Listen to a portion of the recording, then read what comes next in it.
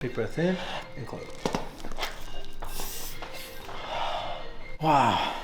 There are 22 movable bones in the face and the skull. They make up to 64 different joints. They have the ability to move when we breathe, when we shift, and they can have little pops, cracks, or releases, and sometimes they're very big cracks and releases. People feel a difference in their ability to get a good night's sleep, for breathing, deviated septum, headaches, sometimes Bell's palsy, trigeminal neuralgia, post-concussion syndrome. There's a whole array of things that respond really well to this, and once people start to try this and see how it works, they're amazed at the results that they get. I was considering surgery for this. The breathing was so bad, I couldn't breathe through my nose at all. And now you don't think you're gonna need to go in that direction? No, I don't think so.